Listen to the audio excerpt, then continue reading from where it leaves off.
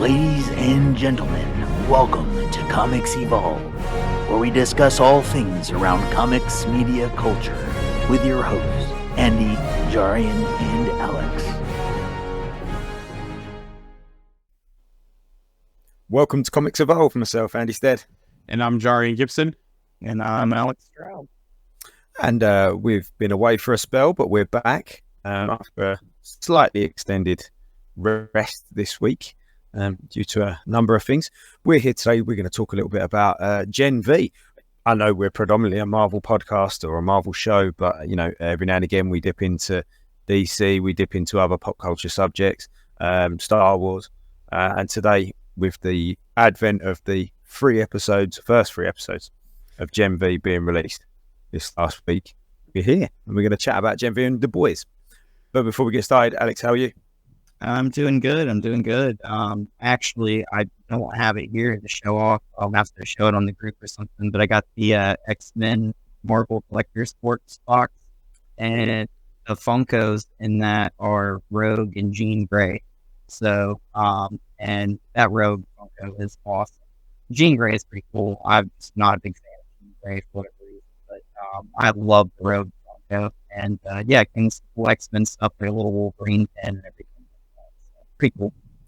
Superb. Jarian, how are you? Doing pretty good. Just got back a couple of days up north of me for some work stuff and event stuff, but happy to be back and happy to be back on with you two. Yeah, that's it exactly. Looking forward to the weekend actually, because obviously tonight we've got, or this afternoon, or whatever way you want to look at it, wherever you are in the world, we've got Loki season 2 premiering later on. So on Sunday we're going to be back live talking about the first episode of Loki season 2. But let's get cracking straight on with what we're here to talk about. Alex has got something he wants to say first. Go on. Let me throw out one more thing. I also finally watched Barbie. So hey, yeah, I thought that was pretty decent movie. Not bad. You know, I didn't really have any expectations going into it. So like, you know, I was just along for the ride, and I thought Robbie killed it. You know, she did great. So she always is. She's a fantastic actress. And I also saw that movie, what is it called? No One Will Save You. I don't know if you guys have seen that. It's on Hulu. It's a movie, I want to say it's almost like an alien kind of like thriller kind of movie about like alien abduction and stuff like that.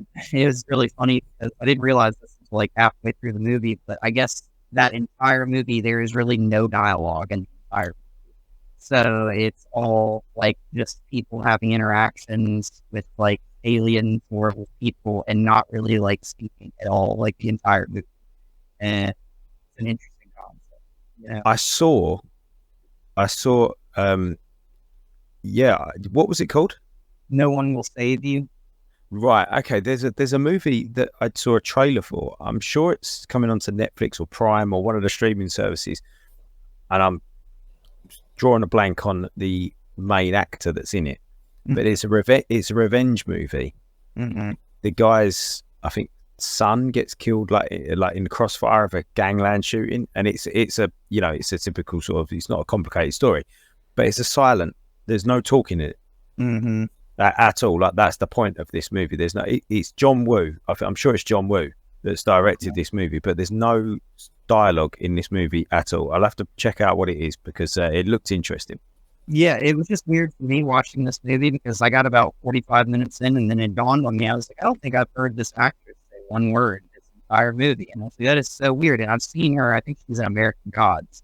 So I don't know if you've ever seen that show. But yeah, I was like, this is really weird. And then I was like, I bet the rest of this movie, nobody's going to say a word. Like, we see really say a word. And yeah, that was basically how the whole movie went. Great concept to do. Yeah, very good. Wall-E does that as well. The first, I think, 30 minutes of Wall-E, there's no... I mean, apart from Eve saying Wall-E, and, you know, that's about it. But yeah, excellent. Love that. While we're on movies, I did watch 65 with Adam Driver in it, and Ariana the girl that's played young Gamora. She also played young Ahsoka in the Star Wars, in Ahsoka. She's in it.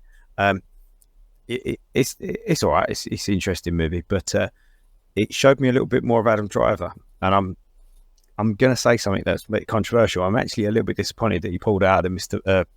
Reed Richards' selection. I think he could have done it. I really do. I really do think he could have done it. I don't think anything's official until that cast gets announced. You know, there's so much back and forth about whether he might come back. Is he still in it? Is he not still in it? So let's see what happens once they announce that cast. So there's still hope. That's true. That's true. No official word has been said on that one. Okay, let's get started. Gen V.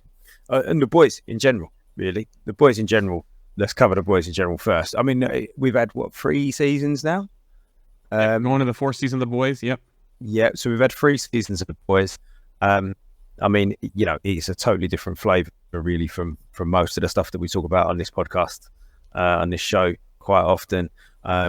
Lots of you know, more extreme stuff. But I'll tell you what, just generally speaking, what I really liked about the boys, especially early on in season 1. And by the way, I've just to note, not the boys comics reader, never read the boys comics. But I really liked the aspect that nobody knew that the Supes were complete wrong-uns in the first season. I love that. And they were all secretly sort of horrible people, you know, and I love the fact that everybody just thought they were good and everything was, they were all covered up. Everything was covered up for them by Vault. And I really like that concept. And I think that was probably my favourite part of the 3 seasons, or my favourite parts of that show, is when you see Vault coming in and covering up the sort of, you know, cleaning up the mess that the Supes make. And I really love that sort of corruption element of it. I think that's really interesting. That's one of the things that I've really liked about that show. Yeah, I mean, you see a couple of cool elements in this show that I feel like in Gen V that comes from the main show, and that's, you know, like, even these are like celebrities almost in that world, you know. So you see them like on the public stage, and then you see that they're like not the greatest people behind closed doors, and that kind of carries over into this show too. Which in the first episode, you see that they're just like willing to just like throw this girl to the wind over like her saving this person's life to save face on these heroes that are already like, you know, top tier level heroes, to keep them from getting in trouble, because they're like some of the main heroes with the school. So like, you know, we see a little bit of that. There's also, I feel like another few elements that we see throughout this show. Like we see them talking about like the replacement of a new person in the 7, which like at the end of season 3, we saw Starlight leave the 7, you know, and I feel like they're almost building this up to where eventually maybe we see maybe some characters from the 7 actually maybe appear at the end of Gen V. I feel like we saw A-Train in one episode. I think the Deep was mentioned in another episode. Yep. So, you know, like they can do a lot with this, and I like how they kind of build up this program, this school, to make it kind of like you're going to be drafted to the big leagues, basically, you know. And I feel like with the season 3 kind of leading into this, I feel like we're kind of sort of picking up with Starlight's story in a way, because I feel like we're starting to leave the breadcrumbs that she's gone and people are wanting to replace her spot on the 7. I actually think this is earlier. The show, really, it's not after season 3. I believe this might be the replacement that we're talking about. Is possibly replacing the Deep on the 7 when the Deep got kicked off. Oh, because okay. if I didn't double check, but I thought I read this show was not like post season 3. It was actually during the first 3 seasons of the show. So wow. It's not like, you know, 1 through 3 of the boys, this show, or Gen V, and then season 4. It's like somewhere in 1 through 3.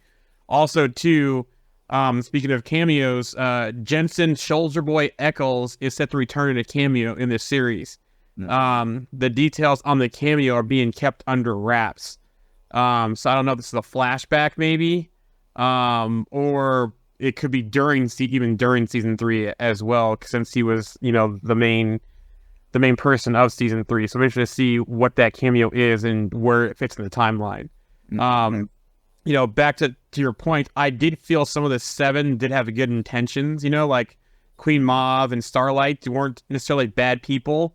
Whereas, you know, A-Train and the Deep and Homelander are pretty much scumbag people, behind the scenes.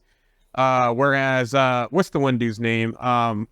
Black Noir. Black Noir. Yeah, Black Noir. We really don't know about him, really, for the most part. He's kind of like that, he toes the company line, yes, does what he's told, does what it takes, but we don't know his personality as much. We saw some of it in the flashback cartoons and what happened with Soldier Boy and that kind of stuff, but we really don't really know who Black Noir really is as far as in this current time frame. So I wouldn't say all of them are pretty much bad people behind the scenes, but we know at least half of them are. And you're still seeing some of that deception being played from the Vought timeline. When we go through with Golden Boy and his brother and that kind of stuff, they're still playing that deception role. Even with, Marie, who we start off with the first person being shown about her past history and that kind of stuff. So there's always some angle here, always some deception, always some way to try to control them. That same theme as we saw in the first 3 seasons of The Boys. Yeah, I really like how they also mentioned that A-Train was number 1 at this school at one point, and the Deep was number 6.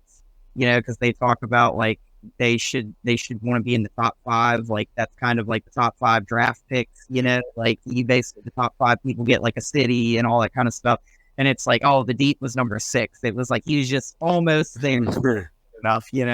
But yeah, Golden Boy was awesome too because he's Arnold Schwarzenegger's son. Yep. So I was like, I kept on looking at him. I was like, why does he seem so familiar? And I was like, I looked up who the actor was. I was like, I did not realize that was Arnold Schwarzenegger's son until like after I watched this. So a little bit. Yeah, that is interesting. That corruption angle that we've been talking about just still runs through this show, doesn't it? And you can see now if this is how these soups are growing up. This is where they're getting their experiences, how they end up being so corrupted when they do go into the real world, and how they're manipulated by Vault and these other companies as adults. Once they're into something like the Seven or they're given a city, they're basically just products of like an institution, aren't they? They've just been institutionalized to be a certain way.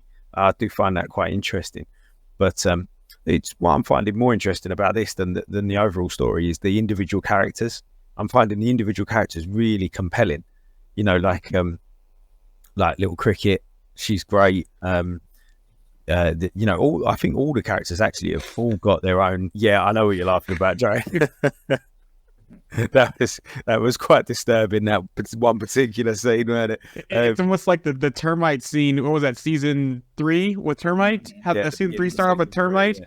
We got the kind of similar thing with Little Cricket. All of her powers a little bit. They're similar powers, but she like loses body mass and that kind of stuff, and has to eat, and she has to eat properly and take care of herself to get back to the same size and the way she goes through it. But there's a lot of parallels there that we saw with termites and Little Cricket. I won't go into it because we're a PG show, but yeah, there's definitely some parallels there in some of those scenes.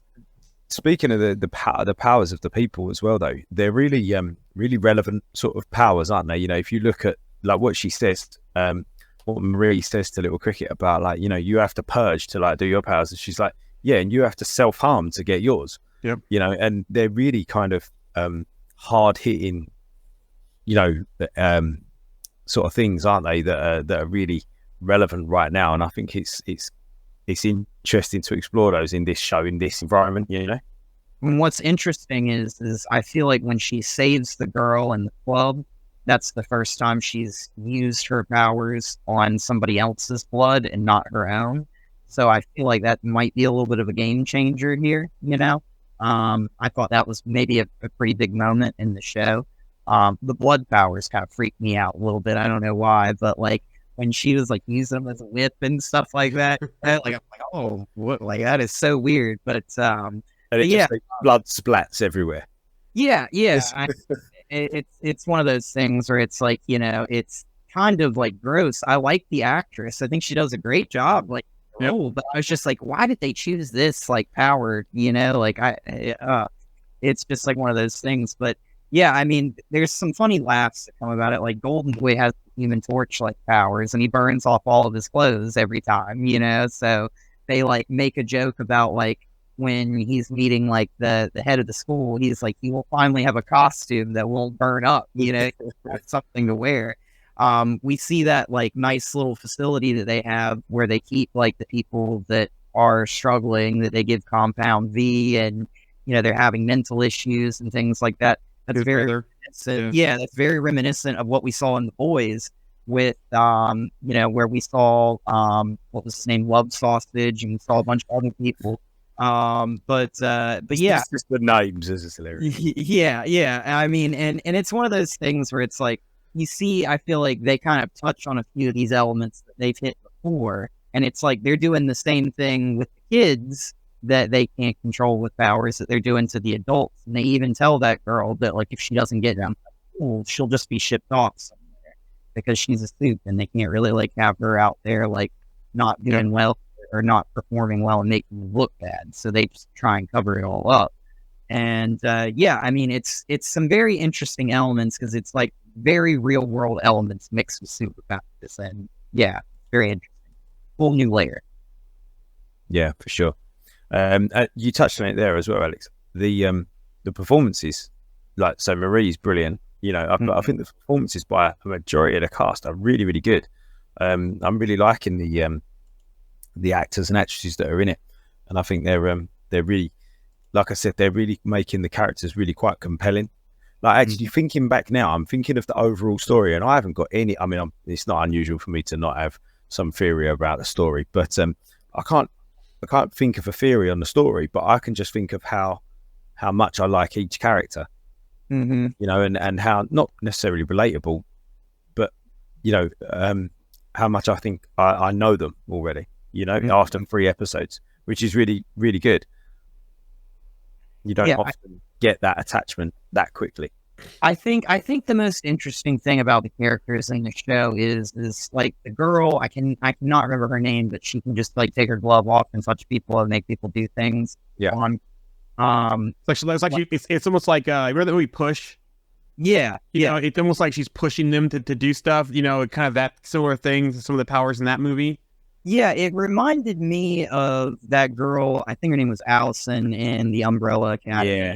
Well, I heard a rumor, and she would tell them it's very similar like that. But I love how they do things in this show because it's like what they do sometimes is you'll have a suit and thinks that they can just push themselves to the max because they're a suit, and then they start like hurting themselves because they're doing it, and it's like she literally like basically starts to have like a seizure more or less because of her powers. And at one point she uses her powers and her eyes like have like a little blood vessel that pops, and you can see it in her eyes. So it's like, even though like she would be like a top tier soup in that school, even her powers have limits, they've all got repercussions. They've all got repercussions for using their powers. Like Marie's repercussion, she's got to self-harm herself to use her powers.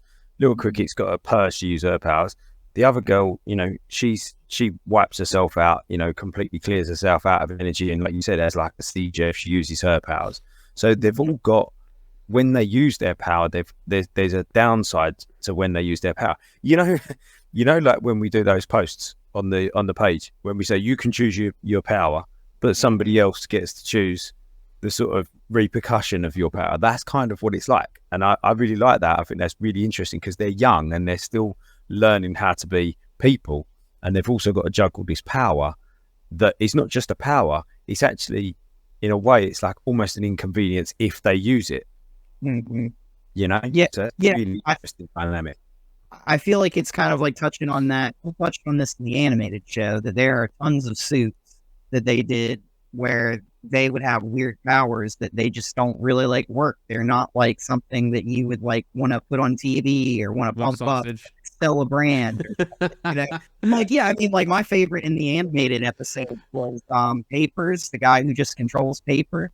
And just like there's papers and books flying around the room and he's just like hovering and everything's flying around. And it's like, that's a hilarious power. It's really dumb, but it's like, it's one of those things where it's like you can have these characters that have really awful powers, and it's just like they get thrown to the side because with the compound V, they're just hoping something cool comes out, like so they can market you, make you a product, and put you out, make a brand out of you. And they talk about like A-Train getting drafted, like he's like going to a sports team, you know, like, and they pump him up and they put him on TV, get endorsements and all that kind of stuff. And, you know, like they sell the 7 to even the kids, like, this is what you want to be, you know? Pinnacle. Yeah, exactly. Like, and they've got Homelander's statue out in front of the school because Homelander is like this is your vision of what you want to be as a hero, even though he's terrible. And Jordan was kind of interesting to me because Jordan was pretty much could go toe to toe with Golden Boy in that one fight, and depending which gender Jordan picks, you know, the powers are different, right? The energy blast, the indestructible form, that kind of stuff. So I wonder if we're gonna be able to see if there's any more powers that Jordan has too, because it seems like Jordan seems like almost like a wild card in this mix right now because of the power set that Jordan has. Mm-hmm. And again, there you go, another character whose power is almost like you saw it with their relationship with their parents. Yep. It was almost like the power was a burden rather than a blessing. You know, the parents were trying to sort of drag it out and say like, this is a great thing, and you know, that was weird, wasn't it? That whole event was like the parents promoting the kid and like pushing the kid and trying to get people to sponsor their kid, and that was weird. Like you said, Alex, they're just a product that they can be, you know, made money out of, and it's scary. It's interesting. And they touched on that a lot too with Starlight in the seasons, how, you know, she thought one thing about her lifestyle, but then she found out more of it, and her mom was pretty much, you know, just pushing the whole time, making money off her. They got paid to have the compound V on them, monitor them, you know, kind of push her through this lifestyle and that kind of stuff, where she found out pretty much she was the product to her mom too as well, in a cash machine. Yeah. And I mean, like, they're made to believe that they're like some kind of miracle. Like, they just wake up one day and they just have these powers, and it's just like, oh wow, you know, like, look at you. And then they even talk about it in the show, like these kids who find out that they've been injected with compound V, who find that out, like, you know, they flip out about that, obviously, because like they were drug trial basically candidates as children that they by their parents. Yeah, like who took money, or the idea that maybe one day your child will be exceptional and be above everybody else and be a top tier, like, you know, person, human, and be superhuman for that matter. And, you know, it's really like, you don't know, it's a crapshoot. You might get like the worst powers in the world. You might turn into a gelatinous blob, or you might turn invisible, or you might get, you know, abilities like Billy Butcher and Homelander, you know, like, you don't know. It's crap. You know what? You both touched on the A-Train thing and about how it's like a draft in a sports team. Mm-hmm. Like this whole universe with the children and giving them GNV, and then they're a product, and then they're put on a team and they're drafted. Is it reflective of the professional sports sort of industry all over the world? You know, I mean, I'm heavily involved in football or soccer over here in the UK, and I see it quite a lot at the grassroots level. Yeah, parents sort of pushing their kid and giving them extra training, and, you know, getting them a one-to-one coach, and then sort of wanting to put them on at the right times with the right team at the right stage to try and get them spotted, to try and get them picked up by a club. And it is reflective almost of giving them Gen V, isn't it? It's like, you know, giving them the drug. And then they'll eventually get picked up, and then they'll make loads of money, and it is a little bit like that. That's a great way to put it. Yeah, like 100%. I never thought of it until just then. It's just this is literally exactly, we've just discussed it here. I mean, it's branding, and what Vaught's done is they're selling their brand, and, you know, they're pitching that idea of exceptionalism is tied to Vaught. And these heroes, it's funny because it's like, you know, it's almost like they know exactly like the path as soon as the powers start, what they do with these children. Like, you know, if you're like a Homelander, they want to put you out front, put you right out in front of the people, and make you be like the exceptional one. And, you know, in the comics, it's one of those things where it's like they don't want people to believe that the heroes kind of die almost, you know, because then that makes them not seen as exceptional as they are, you know. I'd always want to think that you like look up at the tall building top and you see Homelander looking down over you, you know, like protecting the city kind of type of thing. And it's that branding that Walt's done where, like, I mean, even the costumes almost like feel like they're like, if Walt was selling clothes, they look like they're just literally Walt clothes, you know, like they sneak that, like, I think one of them has like a Vought V on his arm or something like that, you know, like they're very good with how they kind of mirror like Marvel DC heroes at the same time in their costumes, but they like brand these characters in the show so well with products, with everything from, you know, trainers that, I mean, even A-Train was trained by his brother. He had a personal trainer that would, you know, help him on his speed. And that was a big point, was they were worried about him no longer being the fastest man in the world to be on the 7, because they would want the fastest man in the world on the 7, you know? Mm-hmm. Yeah. And one thing too, isn't Homelander's son the only like natural superhero in this universe? Because since he was a product of powers through birth because of what happened with Homelander and the Butcher's wife, he's the only natural born soup in this universe, right? It's I could be wrong about this, but I think in the show, Homelander was made when he was like a little boy, right? When he was like really, really young, he was injected. And then I think his son would be the first natural born suit that wasn't injected like after he was born. And yeah, so it's almost like that potential that his son's like more potent. You know what I'm saying? Like it's genetics, yeah. It's in his DNA. And before his son, and this is what gets me, because they touch on it in the show and it doesn't make sense. They've made this claim before that soups can't have children. Yet, what's his name? Translucent, he had a child. Yeah. But, you know, like he didn't have powers as far as we know. What's his name? Polarity or whatever in the show. Yeah. One with magnetic powers. His father was. And Homelander, I feel like it was supposed to be a big deal that he had a child, because they didn't really believe that they could have children after they became suits. So he was supposed to be like kind of an anomaly. But then they also revealed that Jensen Ackles as Soldier Boy was basically like the more or less father of Homelander. Yeah. Yeah. So it's all a very interesting kind of thing.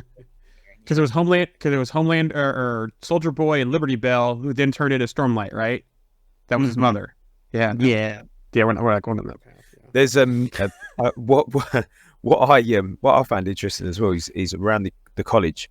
There's like the Crimson Countess Department of Crime Fighting, or the Lamplighter Performance Arts. It's Crimson Countess Performance Arts and Lamplighter Fight.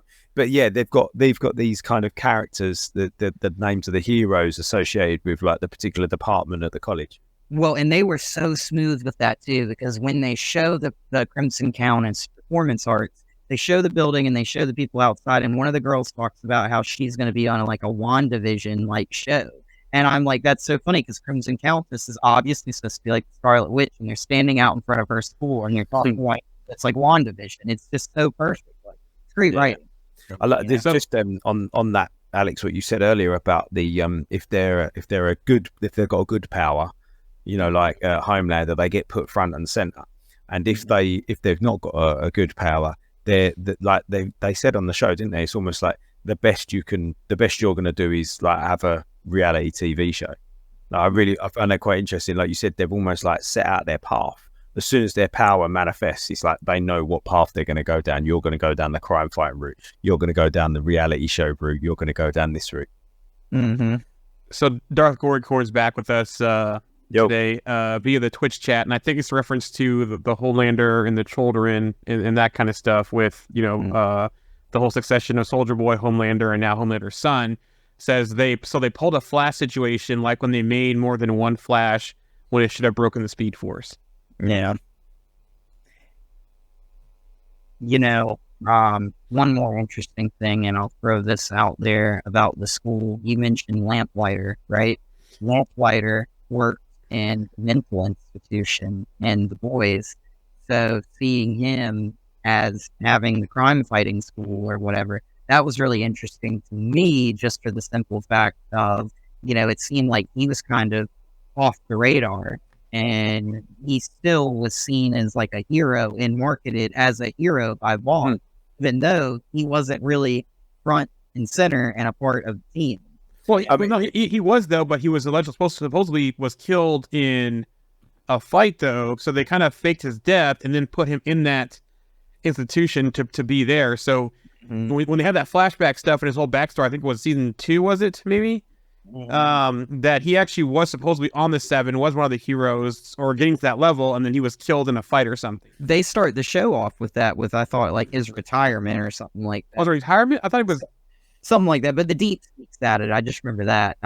But maybe his death or something like that. But they're talking about like, you know, I think he was the member on the 7, if I remember correctly, that stepped down, and then Starlight comes in and replaces him. You know, but Vault manipulate all of these variables. They manipulate all of the news, because I'm sure Crimson Countess she'd kind of gone off the radar as well, hadn't she? And so had Lamplighter, and they almost kind of write their own history, and they kind of go, oh, we'll name this sort of area of this department of the college after them, and we'll still stand them up there on a pedestal even though that they're gone, and we'll just kind of cut them off and completely ignore them. But they don't want anybody else to think that that's what's happened. They don't want people to think that Lamplighter went crazy.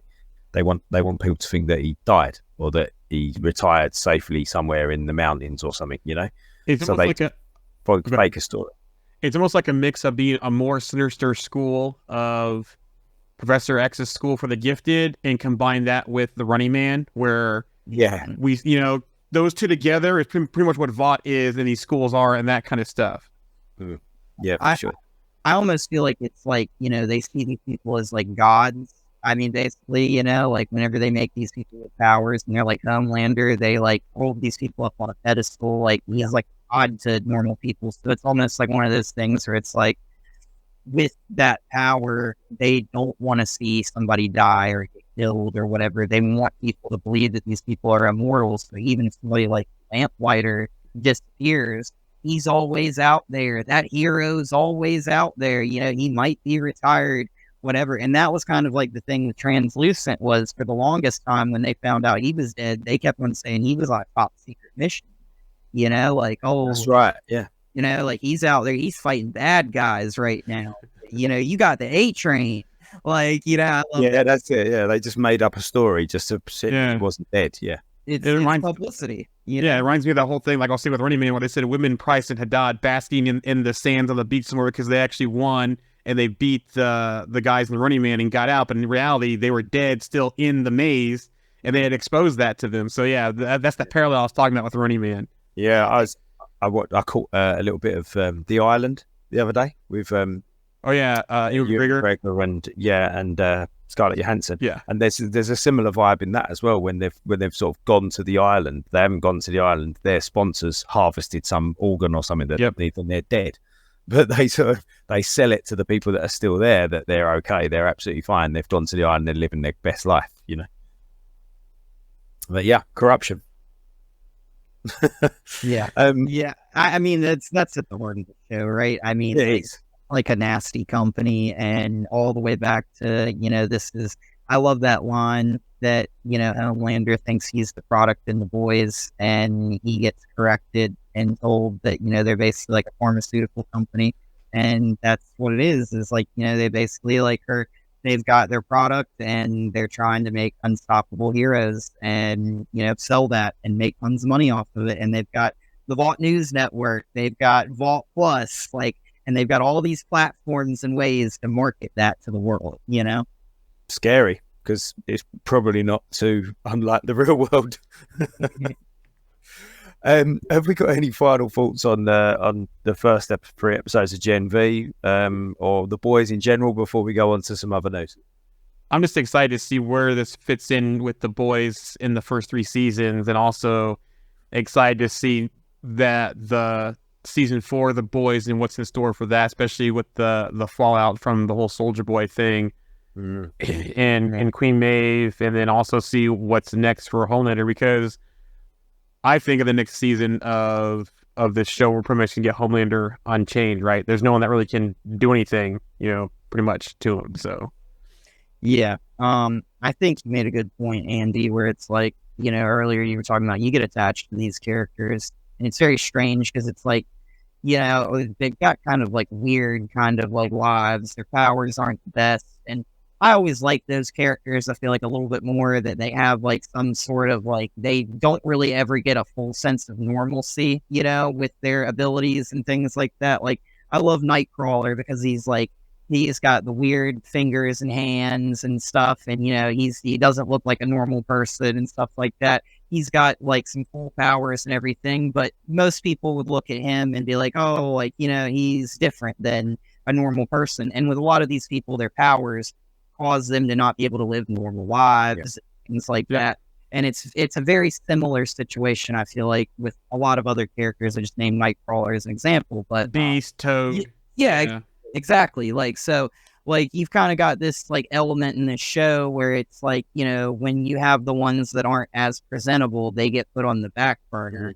And they talk about that with I cannot remember her name, but the girl with the blood powers. They talk about that with her powers being something that like is like, do you really want to put somebody with blood powers out there? Like, because it's like one of those things. It's like, couldn't that be considered a health issue? That's like what somebody makes an argument about. Yeah. You're not wrong there, like it's definitely something interesting. But yeah, I mean, like my thing, and I think this is going to be a big takeaway, is that girl is going to go through the process of being exactly what the school wants her to be. She will end up being number one and realize that the hero that they want her to be and the hero that she should be are two different things. And I feel like her powers are going to grow a little bit, and she's going to be able to like puppet master people, basically, with her powers. She'll be like Magneto, but with blood instead of metal. Just stop people in their tracks and stuff like that. And I feel like that would be pretty cool to see on screen. But I feel like with this, we're going to probably get maybe a couple big cameos, probably the Deep, probably maybe some more of A-Train. He was like in the first episode. I think they touched on him again in another episode with like the rankings and stuff like that. And they touched on Maeve. They talked about Homelander is on trial for killing that one person that he heat visioned. And I mean, there's some subtle references to the boys that I think that they're just trying to give us a little bit of breadcrumbs to keep us fed enough to hold on until they come out with the next season. Which, when we get to the news, there's some good news about things moving forward in the industry. So, okay, excellent. Well, I think we've discussed the boys and genv for a good 30 odd minutes there. So let's move on to that news then, Jorian. All right, so strike news. As of last Wednesday, not yesterday, last week, the strike ended for the Writers Guild Association. They have a new 3-year minimum basic agreement. The details are that success-based residuals, strong limitations on AI, minimum writers' room staffing, guaranteed compensation, and 13-week minimums for comedy, variety writers, and streaming guaranteed 2-step deals for screenwriters. Guarantee that writers be kept on through production, individual P&H contributions for writing teams, script freeze for staff writers. This is all this like the kind of the summary, but there's a whole lot more. But one of the biggest things though is that under NDA, so two big things they got here too that I'll talk about. Under NDA, in the new agreement, studios will have to provide streaming data to the WGA. They must provide the worldwide, total number of hours streamed. excuse me. The WGA is then allowed to share that info with members. Damn. Oh, that in a form. Yeah. Get yourself a drink, Jorian. Let me. I can't in my office. So nothing's up here. Mute yourself and have a good cough then, and we can carry on talking. I'll keep going here. 1 second. You sure? Look, sort yourself out. It sounds like some really good things are happening actually, and and I'm glad that they've got it sorted out. To be totally honest, because from what we discussed it, didn't we, a little while ago, and we said that there's, I think we was talking about the actors. We said there's like a tiny percentage of those actors that are earning ridiculous amounts of money, and then the rest of everybody is they're just normal people, and I should imagine that goes the same for writers as well. You might have, a handful of writers that are earning great money, and the rest of them are just normal people, and they need a normal normal deals and they need security with their works, you know. So I'm glad that it seems to be moving forward. You sorted yourself out now, Joe? Yeah, I have. And Darth Gorycorn from the Twitch chat here says, long term, they kind of bit themselves in the butt. So you want to kind of elaborate your thoughts on that one? Because so far, it seems like they've kind of got what they're looking for and why they want to check in the first place. But the biggest thing was AI, because that was the biggest thing going in. And there's some big news around that. So he said, okay, here we go. Back to Darth Gorycorn here real quick. I watched some videos explain it. It's hard to explain for me. Okay. On the AI front, they have regulations around the use of AI on NBA covered projects in the following ways. AI can't write or rewrite literally material. AI generated material will not be considered source material under the NBA, meaning that AI generated material can't be used to undermine a writer's credit or separated rights. A writer can choose to use AI when performing writing services if the company consents and provided the writer follows applicable company policies. But the company can't require the writer to use AI software, example, ChatGPT, when performing writing services. The company must disclose to the writer if any materials given to the writer have been generated by AI or incorporate AI-generated material.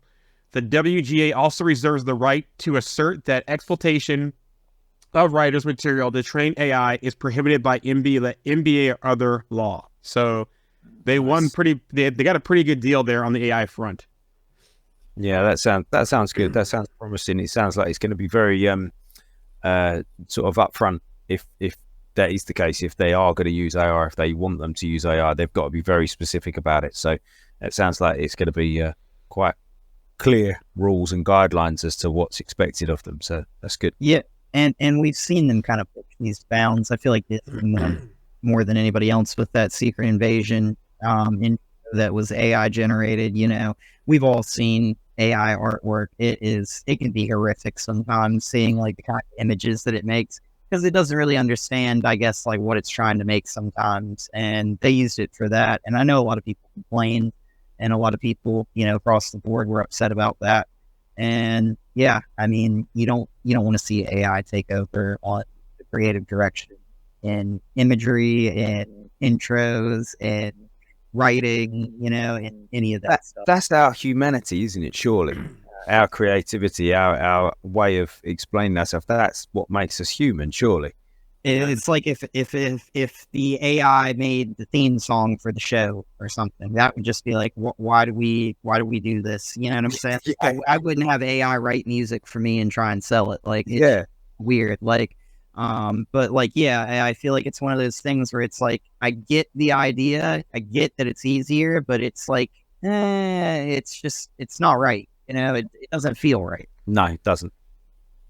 Also, we have some more union news. So Marvel last month, they voted to the VFX workers, unanimously voted to form a union. Well, now this month, the Disney VFX workers have unanimously voted to unionize with the IATSE. So now we have two VFX teams becoming unionized where none have been before. So, okay, we'll see in the long run whether that's a good thing. Good for them. Yep, certainly good for those workers, which is great. And you got to back those guys, haven't you? Yeah. Mm-hmm. But the biggest news, though, for product development, is that the X-Men movie is finally in development. So, with the deal in place of the WGA, the studio has begun taking aim at setting writers for their own open assignments. Marvel Studios is looking to set the bar with what likely will be one of the most sought-after jobs for any writer. So Deadline basically says from their sources that Marvel will start writing writer meetings later this fall for pitches on its anticipated X-Men movie. There is no rush to fill the job since the film hasn't been dated yet, and it's more than likely that the writer decision will be made at the top of 2024. Marvel has declined to comment. Now, the one thing interesting here with this timing is we have a new mutant. That new mutant in the MCU in the comics, the actress who plays that mutant is writing her new mutant comic. So, could Kamala Khan throw her hat in some form or fashion into the ring for this, because now she's a mutant in the MCU, she's a mutant in the comics, and she's writing her new comic. So you mean could Iman Vellani? Oh yes, yeah. I'm sorry, not Kamala Khan. Yeah, Iman so, Vellani, yeah. I kind of knew what you meant. Yeah. Wow. Yeah. Could she have anything to do with it? That'd be amazing, wouldn't it? Yeah. Or could the team from Miss Marvel show, could they throw their hat in and all work together on this, or have some kind of part into it? Mm-hmm. So I wonder how they're going to do this. I wonder if X-Men, this true X-Men project, is going to be post multiverse saga. You know, of course, we're going to have some X-Men in it because we're going to have Wolverine and Deadpool 3, and probably Secret Wars will contain some kind of mutants in there from the Fox universe or whatever. But, you know, the true MCU style of X-Men and mutants and that kind of stuff is the next saga basically going to be focused on that post the multiverse saga. I mean, it wouldn't be hard for X to put Cerebro on and find Kamala Khan, you know, like, technically speaking. Like, I mean, he could, you know, maybe find her as a mutant using her abilities or something, and then reach out, and that's like an easy in, I feel like, you know. And also, let's remember, she's got sort of time travel capabilities with those gauntlets, hasn't she? Yep. Mm-hmm. So, you know, I wonder whether that could play a part in it as well. I was just thinking, where would they start the story? Where could they start the MCU X-Men story? Like, do we start at the beginning? I mean, it seems to make sense. I mean, if they've got to make a whole new, or if they're going to try and make a whole new phase of the MCU, why start halfway through the X-Men's story? Why not start at the beginning again? Yeah, and they say in her show, or I think she actually says it, that her powers are like quantum or whatever, you know, and there was so much like Ant-Man stuff in her show, and they came with it, and that was right before Quantum Mania, of course, so like maybe they were building up Quantum Mania. I feel like maybe that was some relation with her powers, but yeah, I mean, it almost makes her kind of similar to America Chavez, where she's like, he could potentially be like a universe jumper, you know, like she could potentially like go back in time or go forward, end up in a different timeline, change events. I mean, her actions may have very well, you know, like changed events in the past and things like that when she went back to the past. You never know. So. Yeah.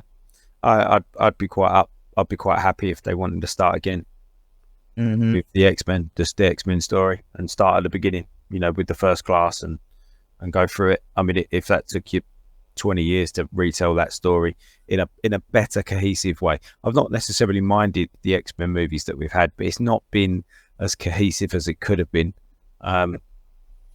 You know, so I wouldn't mind that at all. Yeah, I almost feel like, and I don't know if they could do this well or not, but I feel like with X-Men, it would be a very interesting concept if we just had like mutants in another universe, and we have an incursion, and that universe just smashes into like the 616, and it just becomes like one thing, you know, and it's just, that's how we get the mutants, because it would be, I feel like maybe the smoothest way to explain that, like, you know, literally have like one universe being destroyed merging into ours or something like that, you know, that you have Doctor Strange explain it, and it would be one of those things like when Wong talked about the Infinity Stones, where it was like literally like not even a minute worth of exposition, but everybody's like, we know exactly what's going on. And that worked really well actually though, didn't it? That little bit of exposition, that worked perfectly, and I think you're right. Do you think it could be Wong or Doctor Strange doing it, or should they have Wong do it since he's the Sorcerer Supreme technically? Yeah, I mean, definitely. Like, I honestly was surprised. Like, I felt like Wong was going to die in Multiverse of Madness. I don't know why. I just felt like Wanda was going to, like, kill him and, like, put that dagger in, like, Strange's heart, you know, because he was, like, so close with Wong. And, you know, I was really surprised that he lived. And, you know, we saw him in She-Hulk. Wong is definitely like a big player, you know, so Wong could definitely explain it, and I think it would be fine, and it would make sense, like anything magical for Wong to talk about. An incursion, I feel like he would be very aware of, as, you know, the protector of Earth and everything, Sorcerer Supreme. So. And you mentioned, you know, Kamala Khan and the time travel, so she could be a big piece in here in this multiverse saga with Kang, all the variants and that kind of stuff. But the other big piece came from Multiverse of Madness is going to be America Chavez, because she can pretty much jump the multiverse when she wants to. So those two could be key chess pieces as we go into this multiverse saga, the Kang Dynasty, Secret Wars, and that kind of stuff as well. Like maybe she could be the one, America Chavez, to pull possibly some other people from other universes to help fight in Secret Wars. Yeah. I almost think that both of those characters and, say, X-Men characters could all be considered like the Sacred Timeline could have removed mostly mutants to remove time travelers and things like that, people who can jump universes. They got to get rid of Cable. They got to get rid of people like that, that are going... City Pride. Yep, that are going back, changing things. Like, you could have, like, Deadpool 1 and Deadpool 2 happen, and they could just totally be like, all of them got, like, pruned and destroyed, and Wade Wilson somehow made it out of the TVA, and we don't even have to, like, look back, And they could do that. They could not do that. You can choose who you keep. You can choose who you don't want to keep. You can tell the story you want to tell, and you can also, like, cut it clean, forward. Yeah, totally agree. Fantastic Four news. They're looking at using Panavision lenses for the movie for when they film it. They're currently being tested. What? I don't know what they are. Do we know what they are? I'm not sure what they are. You really look it up. I was going to take notes on this too. I knew what they were. Yeah. I was going to take notes on this and I forgot. So Panavision... panoramic, wide angles, maybe. So, are we looking at... I think I see more of the old style shooting of it. Okay. This is found back in the 50s. Okay. The company was, to create anamorphic projection lenses during the widescreen boom in the 50s. So there you go. Right. Okay. They could be trying to use it to shoot some more 3D, because they have 3D as well. So it could be 3D. It could be to look more like some of the retro style of filming because of, they're probably going to be based out of the 60s. I mean, look at what the sort of style of filming. I mean, I think there was more to do, more involved in it than just purely the style of filming, but that we got in Werewolf by Night. I mean, it gave us that a completely different feel of a movie. It wasn't that clean, pristine MCU. Everything's polished and shiny sort of thing that we've got used to, was it? It was this kind of, practical effects and sort of grainy film, and obviously the black and white element to it and the sound. I wonder whether they could do something like retro with the Fantastic Four. That'd be interesting. Mm-hmm. Yeah, I mean, I would love to see like something from the 60s, 70s, that like era of when, like, I feel like everything was a little bit more colorful. Like, that was when we had pink furniture and stuff back then. Like people had like all these crazy patterns and everything, like, houses. More wood paneling.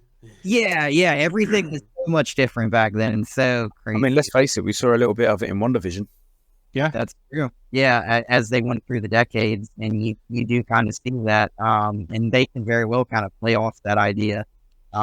Using the Fantastic Four. I just really like the Fantastic Four as this kind of like, Reed to me just seems like the uncool dad, you know what I'm saying? Like he's awesome character, but like Reed's just one of those that he's just like the nerdy, uncool dads that everybody's like, like, oh man, like this guy, and I don't know, like I feel like with a lot of those characters, their powers reflect their personality. And you can do a lot of cool things with them being like, say, 50, 40 years ago. Yeah. And then imagine having a movie that was 50 years ago, that's set 50 years ago, and it's filmed in a style that looks like it's 50 years ago, like the WandaVision thing, Werewolf by Night.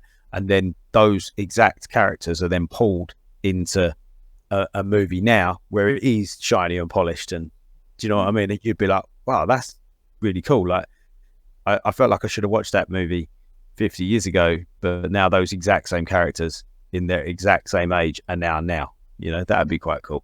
The genius in that was like with Captain America, we see him like come to the modern times when he gets thawed out and wakes up, and it's like he's like almost reborn. In the second Captain America movie, he's like showing off that Cap can compete in the modern world, and that's kind of like what you can do with the Fantastic Four, where you pluck them out of like an era like that and you throw them into the modern times, and it's just the same thing. Like they just pick up like nothing's changed.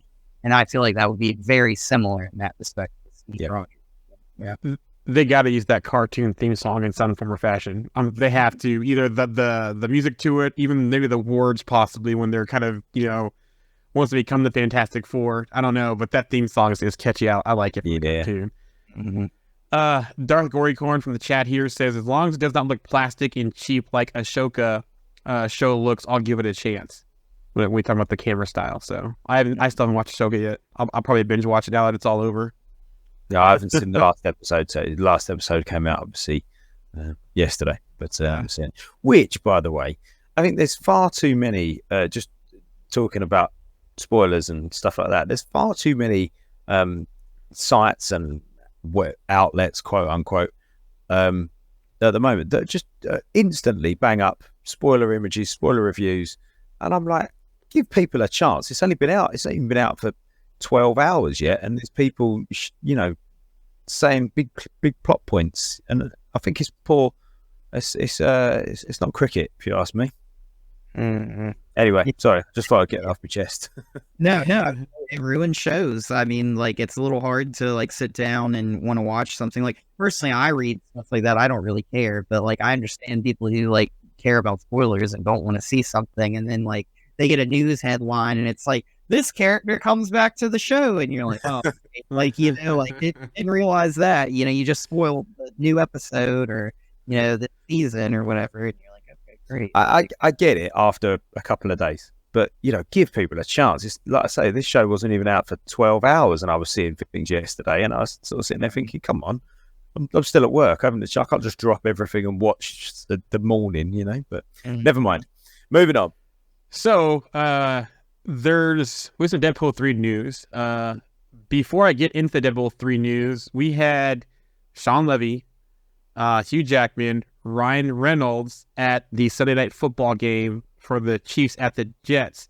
Guess who was also seen with them that has provided further fuel to the Dazzler speculation is Taylor Swift was also seen with them. Did you see? Was it Boss Logic that did a mock-up? Yeah. Yep. It was pretty good. It did look pretty cool. I would say, yeah. And that's also about that on the show. But the news I have for Deadpool 3 is that Sean Levy talked about the Marvel Fox legacy. We're not going to pretend, we snap our fingers and say that Fox legacy doesn't exist. And it shaped a lot of what we know as the MCU. Fox also shaped Ryan's career, Hugh's career, and my career.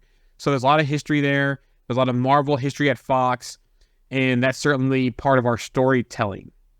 Also, too, this movie is expected to be fast-tracked and prioritized back into production after the with the WGA ending, but now also soon as the SAG-AFTRA ends, they're going to fast-track this movie because they want to get back on track. So I'm pretty sure Feige worked on the X-Men movies too. He did in his younger days in there. Yeah, and I mean, like, I feel like for him, that was one of those things where it was like he probably never really got the creative control to really take the reins of that. And, with the MCU now he finally gets to kind of like make that universe the way that he wants to in comparison. Because, I mean, like, the X-Men movies, like, there are some issues. I think you mentioned it earlier, Andy, where it's like, there's some things that aren't done the best. Echo News, Disney's official press asset folder confirms that Echo is debuting in January 2024. In the official documentation, it's going to be January 10th, it seems like, is going to be the debut of the entire series. Do you know what? That's better for me because they were going to be releasing it in November, weren't they? Thanksgiving, yep. Yeah, and it just felt like it was too much on top of the end of Loki, too much on top of the Marvels. And it was like there's crank in there. Yeah, that's it. Just chuck it out there, and it makes it less important. I think now it's got a few weeks break or a month or two's break. It actually makes a thing of it, doesn't it? And we can build up some excitement just purely for that one show, rather than just this period of time where there's lots of stuff happening. Mm-hmm. This is what bothers me right here, though. This next piece, though. Reportedly, it will consist of 5 episodes that are approximately an hour long each. There are originally 6 episodes, but one of them was cut due to pacing issues. So here's my problem. You're releasing the entire season at once. Why cut the episode down to 5 if you have 6 episodes, and why say pacing issues? You can binge watch the entire show at one time if you want, unless it was something that wasn't like germane to the show, to the series. I get that, but if it was a pacing thing, you're not doing your weekly release of 35 to 58 minutes. You're doing 1 hour shows each all at once. It's interesting that they're an hour though. I wonder whether they weren't. I wonder whether they were 40 minutes.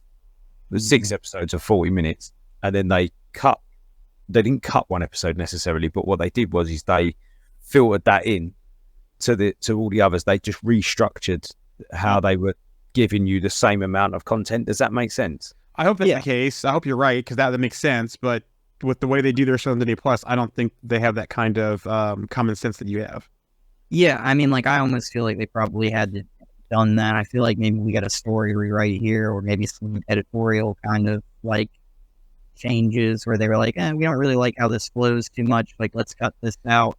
Like, let's take this hour that we've got here and just trim it out of the entire show, and then just restructure, like you said, Andy. Because if they do that, I kind of originally thought they were going to do that because of where it fits in the schedule. Like, they were going to try and cram it. I think it was like 5 weeks or something, so it made sense to do it like that. And I could be wrong about that, but like now it almost just kind of feels like maybe they didn't either film what they wanted to, so they weren't able to like really get it in there and tell that story right, or they messed up on filming and they didn't want to pay to go back and do research. Yeah. And they're trying to avoid that now by just like changing the story and just I reckon you're probably right. They probably looked at a particular episode and went, that's not, as an episode, that's a bit rubbish, regardless of the fact that they're binging it, they're releasing it all at once. So they've just gone, we want to cut out, let's say 25 minutes of that episode. We just think that that's all useless. Now we've got 25 minutes, 20 minutes of footage that we want to show, but how do we do that? We can't have 5 episodes of 45 minutes and then one 25-minute show. So what we'll do is we'll just recut it all into longer episodes and just only have 5 of them. But yeah, I reckon you're right. Rather than going back to the drawing board, or rather back to the getting everybody back together to film more stuff to refill that missing piece, they just kind of filtered it into everything that was already existing. Darth Gorycorn here again. If it's a pacing issue, it can cause a lot of problems with perceptive viewers early on. Followed up by, like, pace is why I hate the Rogue One movie. Oh, okay. So, that makes sense, yeah.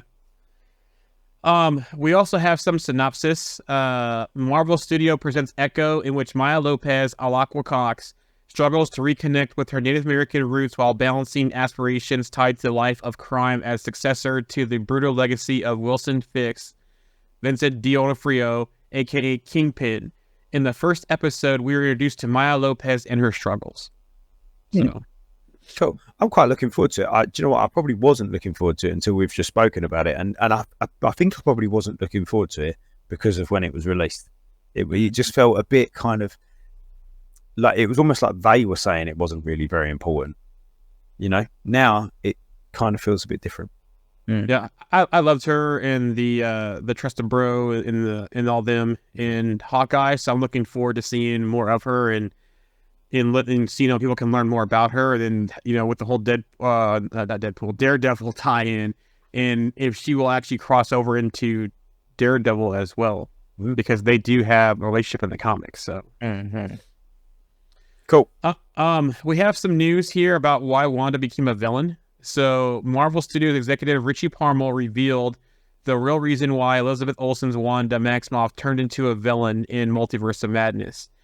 In the art of Marvel Studios' Doctor Strange and the Multiverse of Madness art book, Parmel remarked that looking at Wanda's comic history, at the end of the day, we're all fans of the comics. In the comics, the Scarlet Witch, for various reasons, doesn't always do the things that are good for everyone around her. She kills people in the comics. She rewrites reality to her whims. And we always said the character is in our universe. We should really be honoring what she does in the comics because we think it'll be fun. We think people will want to see it. WandaVision was a crazy journey for that character. So to see where she would go after that, it might naturally be a darker place. She might not be the happiest person in the world after that show. And we see how the most powerful being in the universe deals with the question of happiness. It's the kind of theme of our movie Doctor Strange is also dealing with the same thing. You save the world, you sacrifice for the greater good, but are you happy? This is something that all of our characters really have to confront, and that question takes them to crazy places. We see America as a chance to go find happiness out in the multiverse. Or Wanda sees America, to go find happiness out in the multiverse, and she's the Scarlet Witch, so it's going to be hard to stop her from getting what she wants. So I think that makes a lot of sense. I think it made absolute sense to have her as the villain of that movie. And I think, like you said in the comics, she's been a villain almost as much as she's been a hero. Mm-hmm. Yeah. And I think she makes a good villain because she's quite selfish. She's like a selfish villain. She's not, but she doesn't want necessarily power. She just wants her kids and her family and just happy. She's happy. Power almost, like it's almost like she just like fails. Like she's trying to get it together, but it's just like everything's just going wrong, And that is what we saw, isn't it? Really, in Multiverse of Madness. Yeah, and I mean, like we see, I feel like in the comics and in the show, trauma is a big part of that character. Trauma is one of those things where it like builds her ultimately because and they do a really good job of this, I think, in the MCU of every time she suffers another major trauma, her powers almost grow. Like she has like an outburst, a display of power that normally happens, and she goes to the house that Vision has in WandaVision. She changes that whole area and creates the hex because she gets upset and just loses control. And it's almost like one of those things where she's so powerful, it's not her fault, this is kind of happening. Like she can't control it sometimes. And she's she is sort of quite out of control, actually, isn't she? Yeah. In a way, what you described there is like every time she has a trauma, she almost powers up. A little bit like the Hulk. Every time someone tries to shoot a nuke at him or blow him up or drop a planet on him, he just gets more powerful. Mm-hmm. The rage grows. Yeah, that's it. Yeah. Yeah, I mean, Wanda kind of evolves. Even at the end of WandaVision, you see that when her ideal of her family is threatened by Agatha, then that's when she takes control and makes the runes and then gets the Darkhold eventually and everything, because it's she's always it's so funny. She's trying to do the right thing, but she always ends up going the wrong way trying to do the right thing. It's very interesting back and forth. Michael Waldron also talked about Scarlet Witch's fate after Doctor Strange in the Multiverse of Madness. He went on to say, Wanda made some kind of sacrificial act that destroyed the Darkhold in every universe. Whether she's dead or not remains to be seen. Now, unless we get Doom introduced in the MCU with the quickness, do you think as we go forward in the multiverse saga that they could substitute Kang in for Doom as part of the Children's Crusade in some way? Not the complete Children's Crusade, but where Doom can pretty much, Kang can pretty much use Wanda or kind of control Wanda and kind of keep her, the amnesia thing, that kind of stuff, because she is the most powerful being in the universe, and if she comes back with her full power, that's something that he can't contain or be up against. So I wonder if they do some kind of play on the Children's Crusades and the relationship between Doom and Wanda, but take Doom out and put Kang in. Yeah. But I hope we get Doom, though, instead. And we see the bear, and he saves her, and Doom's a big part of this final part of the multiverse saga. Yeah, I mean, you could find out what, the reason, I think somebody mentioned this in the group a really long time ago, but the TVA had what looked like runes in the TVA. We know magic doesn't work in the TVA, which is a very interesting thing. So maybe Kang does know of magic. Maybe that's because of something that's already happened or something that's not happened yet.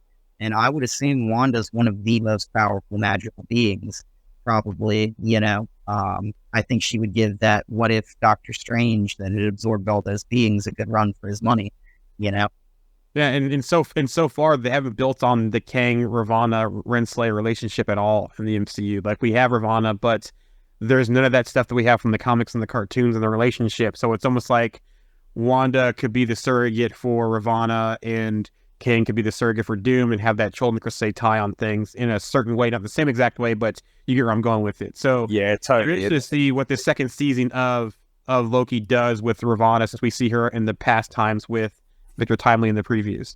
It wouldn't be the first time they've done that, Jaren, with it taken one character and kind of gone, this is a story, but it's not that character's story, but we're going to kind of fold that character into it. And here's another character, and it's not really that story, but we're going to fold that. And they've sort of just squished it all together.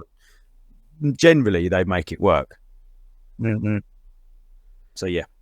Werewolf by Night news. Not only we're getting Werewolf by Night in color, but you can also see Werewolf by Night live to picture on October 4th, which was yesterday? Yeah, yesterday you could have seen this. And I wish I would have known this. I would have drove to Minnesota to watch this. So the Minnesota Orchestra is performing this. So they were able to watch Werewolf by Night, but the music and everything was done by the orchestra live. Michael Giacchino was actually promoting this too as well. And so I was telling my wife when I saw this, it's like, I wish I would have known, because we could have gone to Minnesota, to Minneapolis. We used to live there before we moved here. 7-hour drive for us, so it's easy drive, for the last minute, but it would have been fun to see that. I would have loved to see that. How atmospheric would that have been? Yeah. I hope they do more of that. I hope they do it with other cities and other orchestras. I would love to see it if they came to here or somewhere close, and be able to witness that. My son I told him about it. He was even excited about it. So my 9-year-old son. Marvel's news. It is rated PG-13 for action, violence, and brief language. From Marvel Studios Japan, and they're actually calling this over in Asia Captain Marvel 2 in some instances. Team Marvel is formed by the next generation of heroes, centered around the incredibly strong Captain Marvel. How will they communicate and how will they fight together? Their every move will be interesting. So, also too, the runtime is 1 hour and 45 minutes. This is going to be the shortest Marvel film to date, which I had a problem with the runtime, because if they can get to the point and not have to put things in to drag things out, and the pacing's fine, that's fine with me. I'm just happy to see more of these three and have them on screen together. So yeah. Did you say 145? Yeah. Right. Okay. I heard that there was potentially some musical stuff happening. Is that true? There's been rumors of Musical Planet they go to. So the way they communicate is through music. So we'll see. But back on the Captain Marvel 2 thing, actually it has been renamed to Captain Marvel 2 in China. So I misspoke on that one. The chat here. I'm not sure what this one is from Darth Gorycon. You want to expand on this? My friend came up with an interesting concept for a TV show episode for a Batman show. Look at the next comment. Let me see. Okay, there we go. Come on. The idea being an episode about James Gordon's son, who was possibly more evil than the Joker. I would actually love to see that. And speaking of the Batman, I'm going off on a tangent here, but I did watch Christopher Nolan's trilogy again. I'm still kind of bummed that it ended at The Dark Knight Rises. I wish they would have made a fourth film or a spinoff and had Joseph Gordon-Levitt be Nightwing in at least one movie. I would love to see that, because they set up so perfectly at the end of The Dark Knight Rises when, he pretty much hands the torch to him. And you still have Fox there. You still have Jim Gordon there. The whole thing about Strucker becoming Shackles, that kind of stuff. So to see him get the tech with Fox, to see him work more closely with Jim Gordon, I would love to see a Nightwing type project after that, even if it was one project. On that timeline. I almost feel like the struggle there was Bale wouldn't do anything after that trilogy. I feel like for Batman, I feel like he wanted to get that trilogy done and get out of there. Yeah. Like he was like 3 movies. Everybody does a trilogy kind of type of thing. Or do an HBO Max spinoff or something with it, even like a HBO Max show of Nightwing with George and a little bit after that, and that same universe would have been good at the. I guess HBO Max wasn't around then, was it? I don't know. No. Okay, so never mind. Anyways, back to the chat here. Okay, thank you, Jimmy Cloud. So Jimmy Cloud via Facebook chat, she says she posted about it being performed in DC too. So Washington DC, it's gonna be there October 21st. So that's great to hear. We're up by night with the orchestra. DC also, October 21st. I hope they come back to the Midwest somewhere, because I will go to that if I find that out. So, thank you, Jamie. Agatha News. I don't know why I got all excited. Agatha News. Jack Safer and other writers have removed Vision Quest from their WGA profiles. The strike is now over. Also, Agatha Coven of Chaos title has been updated to Agatha Darkhold diaries on the same profiles. That's interesting. Jack Schaefer is rumored to be tasked with fleshing out the magical side of the MCU. Basically, he's going to be the equivalent of James Gunn on the cosmic side. It sounds like Jack Schaefer is going to be the magical version of James Gunn in the MCU. The magical version. Yeah. Cosmic was James Gunn, magical Jack Schaefer. The rumor is that WandaVision, basically Jack Schaefer is tasked with handling the magical side of the MCU for more future projects. Currently, there are rumored Wiccan and Scarlet Witch projects. And we also know the special is rumored too as well, based on the witches, from Agatha and from WandaVision. So I'm interested to see where they go with the magic and what other people do they bring in from the magical side. Do we get like a Topaz? Do we get does that tie Brother Voodoo? Does that tie into Ghost Rider? Do we get the very first Ghost Rider with the Native American one, who was Ghost Rider? Also, she was another role too. Was she a Sorcerer Supreme also at one time? She was. Yeah, she was. Yes. Sorcerer Supreme. Yeah, so it'd be interesting to see what other characters. Does this help us get more into a Midnight Suns as well type of project eventually, which I would love to see. So something to keep an eye on. What's funny is if they ever do like a Jennifer Kale, she's actually like the cousin of Johnny Ketch. Yep. Like, Annie Ketch and Johnny Blaze. Like, I don't know why I can't get it right, but yeah. So she's like the cousin of both of them, and they're like half siblings. So like, it's kind of an interesting thing, and they're all related to that like Kale bloodline. And I thought we did talk about one of the previous episodes that there is a rumor about Jennifer Kale possibly being in this Agatha season. Mm-hmm. Yeah, I think there was it rings a bell. Yeah, about a month or so ago, maybe. Jimmy Cloud via the chat here.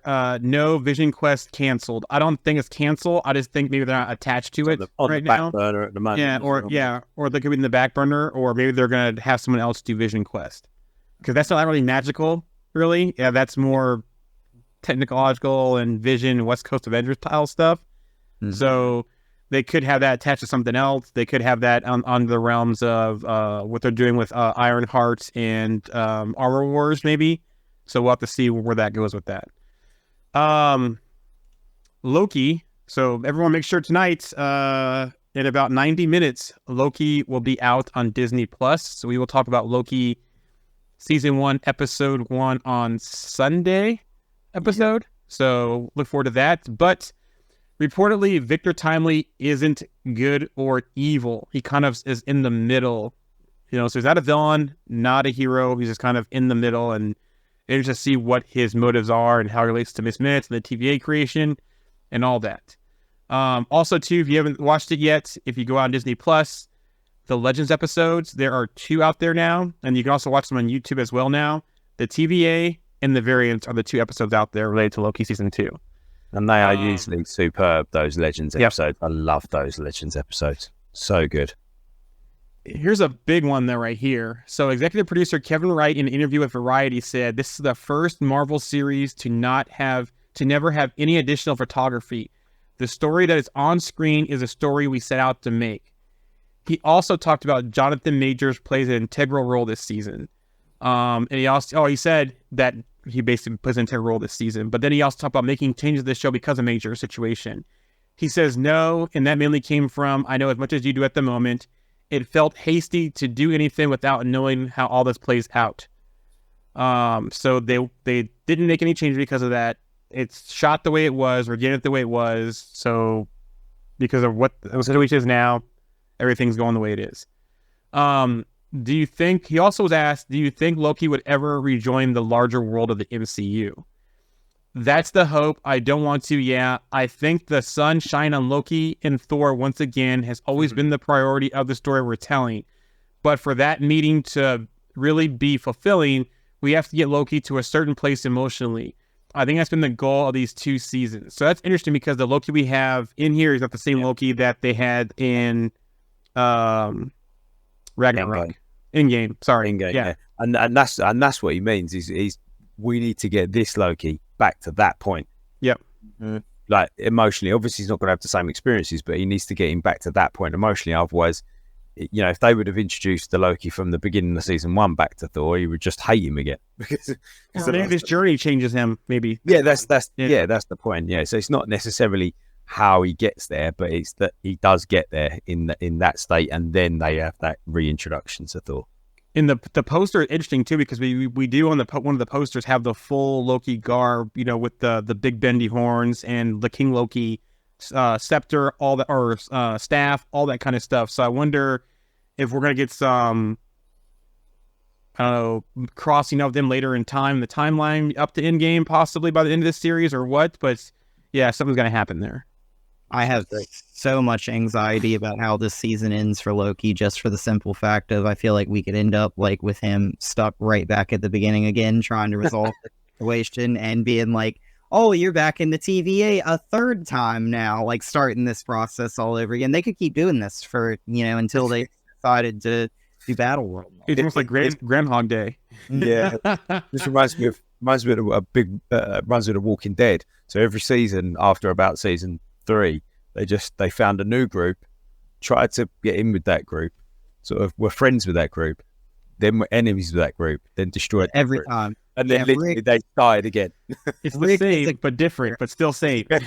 Yeah. Rick is like a parasite in that show. He's like, we're going to befriend these people. And he gets into the group. And then before you know it, he's going to war with like the head of the group. And then all of a sudden, Rick now, he basically took everybody out of power in Alexandria and ended up in power, at one point. So it's that happens about 4 or 5 times, just every season. They always try and find somebody and we're gonna be good on good terms, and over the smallest thing, it's like, it goes to 100. It's like, we gotta go to war with these people. It's like, oh, yeah. Jimmy Cloud via the chat here. I'll be so disappointed if we don't get any big bendy Loki horns this season. It's on the poster, so they can't deceive us anymore. So if it's in the poster, we're probably gonna get some kind of thing to it. Maybe we actually get to see him seeing the scene of him and Thor in Endgame, possibly, maybe, as they're doing their little glitches and that kind of stuff. Darth Goy over the chat. I think it's why Z Nation is a better show than Walking Dead any day. I'm not sure about that. I mean, at Z Nation, they rocked up to different places, and then by the time they left, everyone was dead. And they did that almost every single episode. They sort of turned up somewhere, oh, hiya, and they're all dead, and then they left again. It was fun. I really enjoyed Z Nation, especially the first 2 or 3 seasons. But yeah, anyway.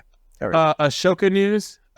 Season 2 is in the works. According to Deadline's Anthony D'Alessandro, though nothing is locked yet, due at least in part to the lengthy WGA strike, a second season of Ashoka seems pretty likely and is in the conversation about what project is up next for the main cast of characters. So interesting. Yeah, I haven't seen the finale yet, but I've quite enjoyed the show, if I'm honest. There's been bits of it that I didn't like, but the majority of it I've enjoyed. I need to watch it. Ray Stevenson's character, God bless him, was superb. Absolutely superb. Probably one of the highlights of the show, actually. Such a shame that we're not going to get to see him play that guy anymore. But yeah, very good. Moving on to DC Studios news. Warner Brothers Discovery is giving DC Studios a primary production hub at its UK-based TV and film studio, Warner Brothers Studios Lesbian. Am I saying that right, Andy? Well, Lesbian. Leavesden. Leavesden. Okay. Leavesden. Okay, thank you. Leavesden. The home of HBO's House of Dragon, amid a sprawling plan to expand the location by more than 50% capacity in 10 sound stages.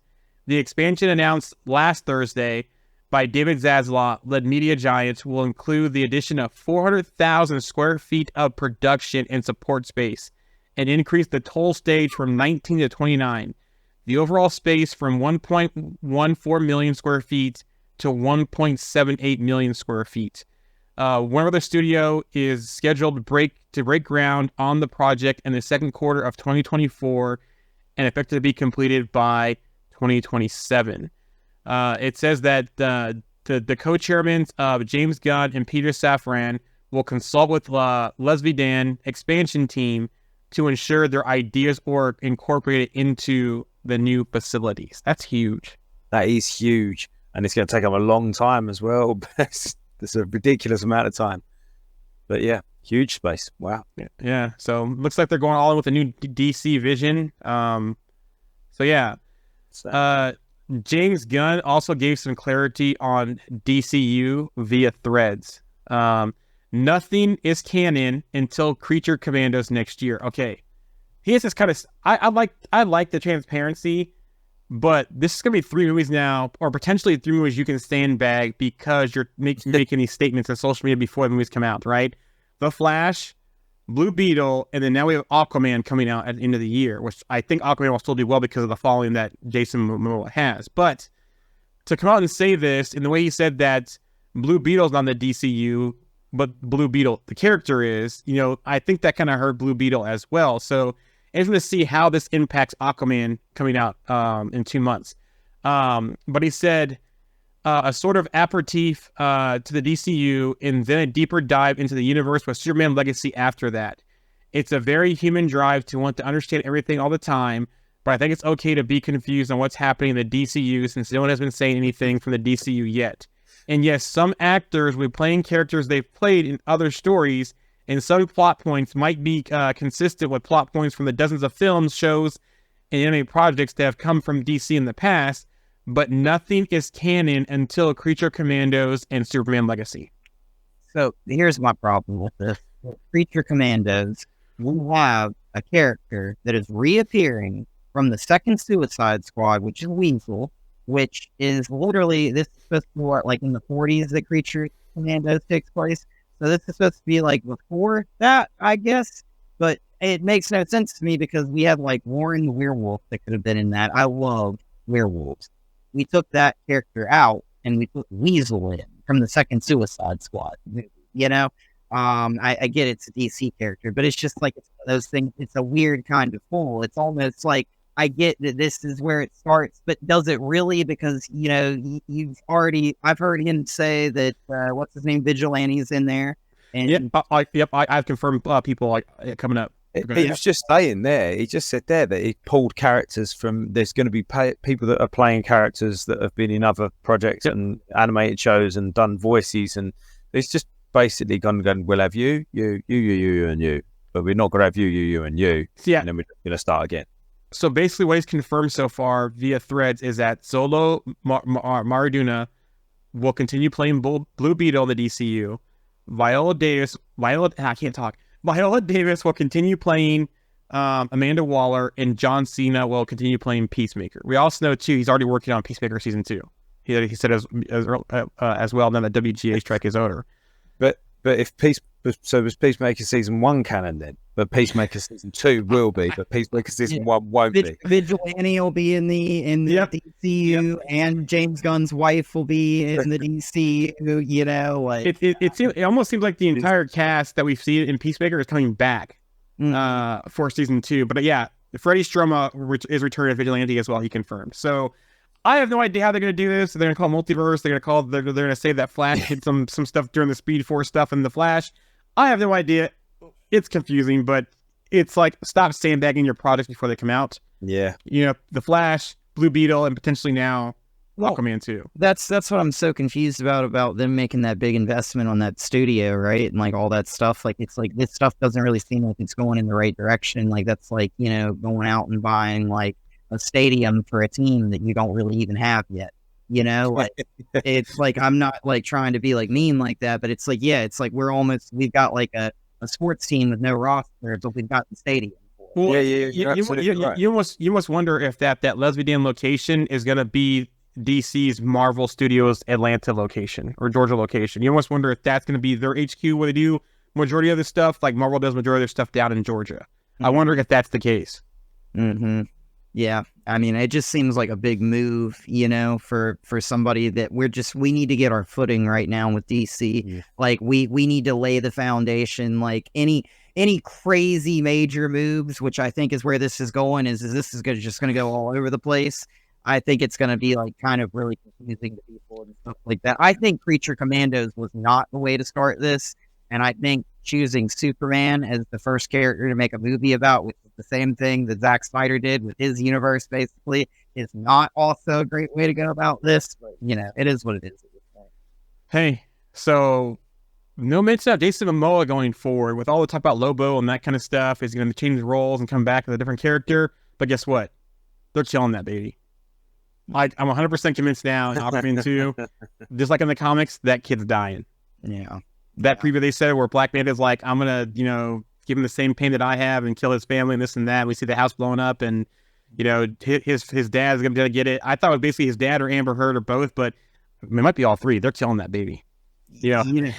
You know how in The Waterboy, that one guy says, cut his head off? That's me. Yeah. I'm like, cut his hand off. Like every time I see that trailer.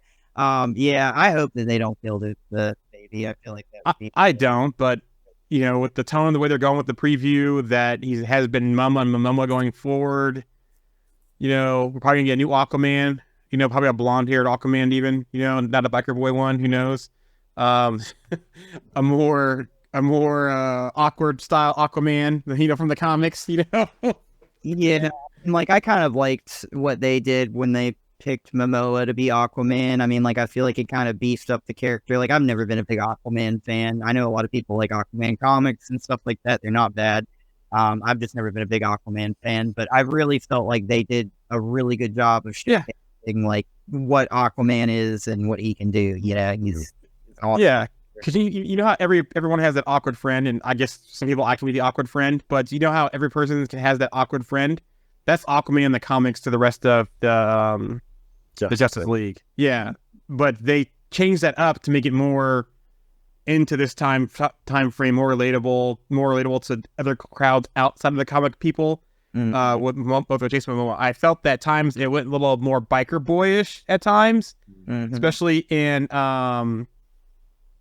Justice League movie. But I think they did get with the casting, and I actually like most of it with Momoa as Aquaman. I can't talk anymore today. We're almost done, Andy. I know it's late, and I can't talk anymore, so we're bringing it home.